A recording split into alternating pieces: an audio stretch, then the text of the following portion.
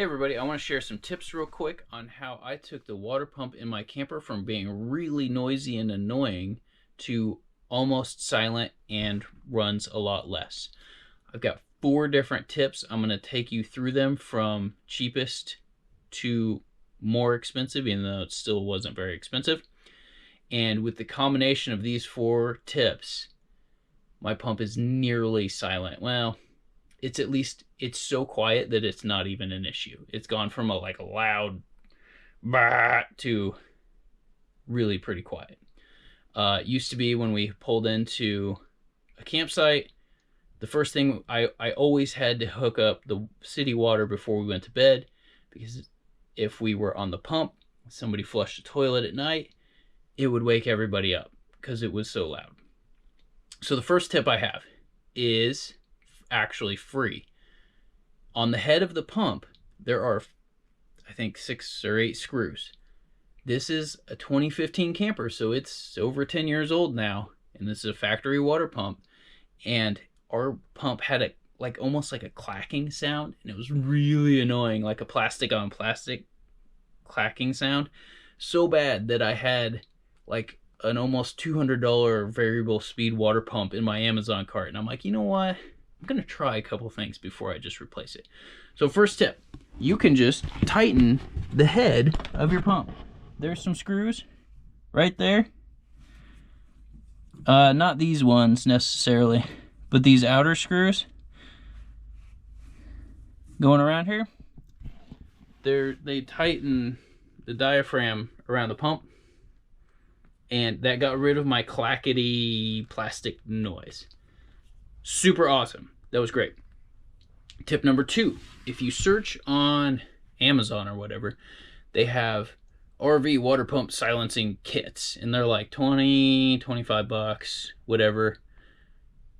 You don't actually need those, because you can go to Home Depot and get a 16-inch FIP. It's half-inch FIP, 16-inch braided. They don't make braided steel anymore. They're braided fake nylon, whatever. Flexible lines, and the input line going to your pump and the line coming from your pump, if you switch those from being hard PEX to flexible lines, it doesn't translate all that pump motion into the lines that rattle inside the walls and transfer all that motion. So don't buy them online, because if you go in Home Depot, they're like $4 or $5 each. It's not a big deal. The only difference is the ones that I got at Home Depot didn't have the finger grips. Maybe you could find them. I didn't. It had like where you actually have to use a wrench. Not a big deal. I carry a wrench with me anyways. If you have an adjustable wrench, it's no big deal.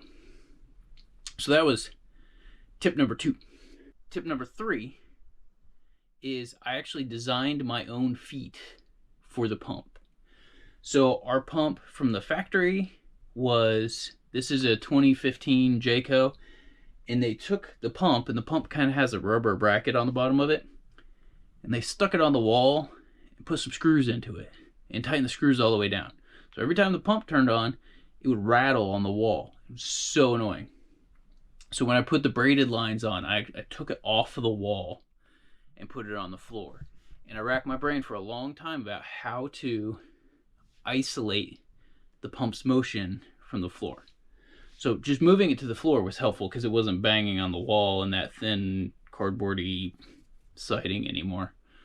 I moved it to the floor, and I found feet that are rubber that isolate it, and then I designed and printed some spacers that go into those feet, and the water pump bolts down into. And I've since made it into, this is not what this video is necessarily about, but I did make it into a product. It's available on my website if you want to click below. If you want to make your own, great. I put a lot of thought into it. I have a kit ready to go with all the screws, everything, if you want to check it out. But I'll show it to you here real quick. It does make a very big difference. So what happens is the pump has its own rubber bracket, and then you bolt it into the plastic brackets that I'll put right here, and then those slide down into a rubber bushing that is screwed to the floor. And it's been fabulous. It really reduced, the combination of these 3 tricks so far have really reduced the noise a lot. So the 4th tip actually doesn't reduce the noise of the pump itself, but makes it so you have to use the pump less often. And that's by using an accumulator. So I did a bunch of research in this. They do make accumulators designed for RVs, but they're plastic and they're kind of dinky and they're like 1 liter and they're not going to be that helpful, right? So I did some research, and houses have accumulators on them. They're actually called water heater thermal expansion tanks. And what happens in a house is when you have hot water that gets hot, it expands. And what the expansion tank does is absorb some of that expansion, so it's not hard on your pipes. It's not like a sealed system in there. RVs do that a little bit because your water tank, your water heater is on its side, and there's an air bubble at the top. So there is a little bit of an expansion tank inside of an RV for the water heater. But what we're doing is we're taking a full house-sized thermal expansion tank, we're putting it in our RV, using it as an accumulator, so it stores quite a bit of energy. So these you can actually get at Home Depot off the shelf, in stock. I think they need them for code now, so they're in stock everywhere, potable water friendly, and they're like $40, or that's what I paid for mine ish. So this is it right here. That's all it is a steel tank with a bladder in it, and then up top under this blue cap there is a tire Schrader valve, just like you would fill the tire on your car.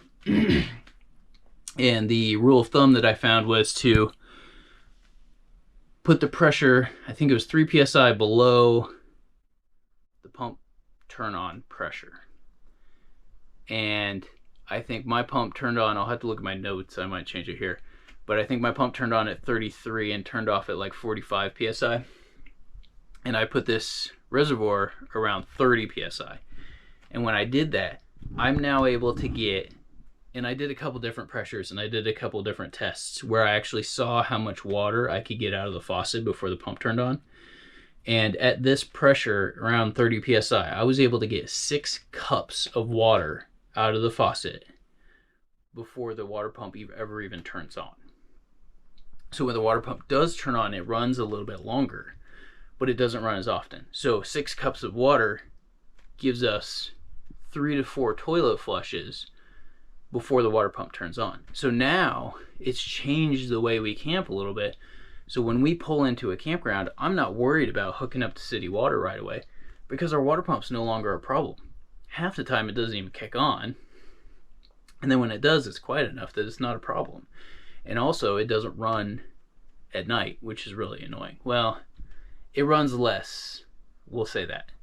If you only have a couple family members that go to the bathroom overnight and they do a quick flush, it's probably not going to turn on at all. So those are all 4 tips. I really hope those are helpful. It goes all the way from free to $40 plus some lines and some PEX fittings. I hope you'll check out the feet that I made. I think they're really cool. If you want to check them out, cool. If you don't, that's cool too. I hope this video was helpful for you anyways. And don't forget to like and subscribe so I make more content. Have a good one. Good luck out there. If you're still with me, I've got 2 bonus tips that I just remembered that I did when I was reviewing my video. The first is going to be anywhere that your lines are contacting the floor or the wall or whatever, put some foam under it, because just the lines rattling on the floor or the wall makes a difference. So you can see here, I was gonna make it fancy and then I got lazy, and so I just put some like 1-inch thick sticky on one side foam under these lines so they don't rattle on the floor. And then the top secret ninja, I don't know, if you're supposed to do this or not. But since I was replumbing all of this anyways, all of the plumbing in blue, I used, you know, full ball valves on it. I went kind of overkill, but the plastic crappy valves were showing their age. I put a valve that goes between city water and my freshwater tank. I don't know if it's a good idea or not. I think some of like the Nautilus systems, like I think you can fill your tanks from city water without hooking up to somewhere else. But on my older Jayco, the freshwater fill is over on this side of the trailer, on the passenger side, opposite where the city water is. And the city water hooks up on the driver's side. It was really annoying. Anytime I wanted to top off my fresh water, I had to unhook the hose and drag it around to the other side of the camper to put water in my tank. So what I did was I just put a ball valve that goes from the, I don't know, camper water pressure side post pump over to the fresh water line that goes to the pump. And so now I can crack that line and fill up my fresh water tank from city water without reconnecting it on the outside. So here's how I did that. If you do this on your camper, do it at your own risk. I did this. I'm very OCD about things. I'm not worried about overfilling my tank or forgetting about it. So do at your own risk, but this is how I did it. So this is coming from the freshwater tank. I labeled everything. This is the winterized port going into the pump, coming out of the pump. So this is the pressure side on the camper. This one goes up to my pressure reservoir. This one's coming from the pump. And here is my valve that I can fill the tank with. So because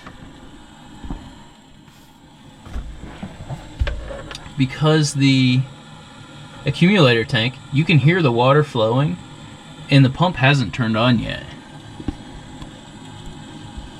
It will actually flow quite a bit of water before the pump even turns on.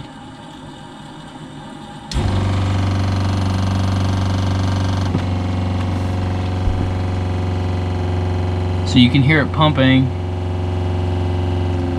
and I mean, I'm inches away and it's not that loud. And if I have this door closed, it's really pretty silent. And that's it. So anyways, those are your 2 bonus tips. Enjoy.